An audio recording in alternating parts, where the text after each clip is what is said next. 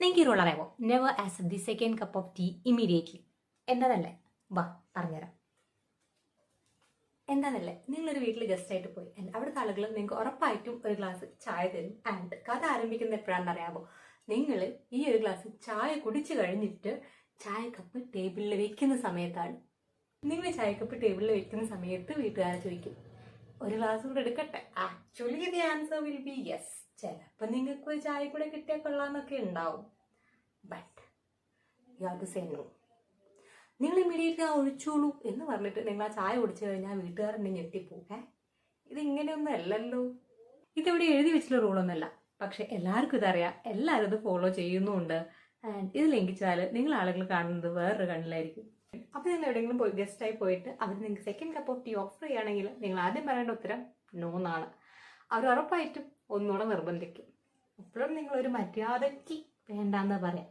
Then അവരെന്ത് പറയും? ഒന്നുകൂടെ പറയും, കുറച്ചുകൂടെ കുടിച്ചോളൂ. അപ്പം നിങ്ങൾ എന്ത് പറയണം? ഓക്കെ, കുറച്ചുകൂടെ ഒഴിച്ചോളൂ എന്ന് പറയണം. അവരൊരു മര്യാദയുടെ പുറത്ത് ആദ്യം ചോദിക്കുന്നു, നമ്മളൊരു മര്യാദയുടെ പുറത്ത് ആദ്യം നോ പറയുന്നു. അവർ പിന്നെയും ചോദിക്കുന്നു, നമ്മൾ പിന്നെയും മര്യാദയുടെ പുറത്ത് നോ പറയുന്നു. പിന്നെയും ചോദിക്കുമ്പോൾ നമ്മൾ മര്യാദയുടെ പുറത്താണ് യെസ് പറയുന്നത്, അല്ലാതെ നമുക്ക് വേണ്ടിയിട്ടല്ല. ആൻഡ് ബേസിക്കലി അവർ ഓഫർ ചെയ്യുന്ന ഈ സെക്കൻഡ് കപ്പ് ഓഫ് ടീ എന്ന് പറയുന്നത് വെറും ഒരു ടീ അല്ല, അത് നിങ്ങളുടെ മര്യാദ എത്രത്തോളം ഉണ്ടെന്ന് ടെസ്റ്റ് ചെയ്യുന്ന ഒരു ടീ ആണ്. അപ്പം നോക്കിയും കണ്ടും ഒക്കെ യെസ് പറഞ്ഞേക്കാം. ഈ നിയമം ചായക്ക് മാത്രമുള്ളതല്ല. നിങ്ങളൊരു വീട്ടിൽ ഗസ്റ്റായിട്ട് പോകുമ്പോൾ അവർ നിങ്ങൾക്ക് തന്ന ചോറ്, ചായ, സ്നാക്സ്, പാല്, പരിപ്പ് എല്ലാത്തിനും കൂടെ യൂസ് ചെയ്യാവുന്നതാണ്. അപ്പോൾ അതാണ് നമ്മുടെ ഇന്നത്തെ rule. Don't accept the second cup of tea immediately. And ഇത് നമ്മുടെ 50 കണ്ടിട്ടുണ്ട് ഒരു സീരീസ് ആണ്. ആൻഡ് നിങ്ങൾക്ക് ഈ വീഡിയോ ഇഷ്ടപ്പെട്ടിട്ടുണ്ടെങ്കിൽ ഒന്ന് വീഡിയോ ലൈക്ക് ചെയ്തേക്കുക. ആൻഡ് നിങ്ങൾ ഏതെങ്കിലും സുഹൃത്തിന് ഈ വീഡിയോ ഇഷ്ടപ്പെടുമെന്ന് തോന്നിക്കഴിഞ്ഞാൽ അവർക്ക് ഇതൊന്ന് ഷെയർ ചെയ്തേക്കുക.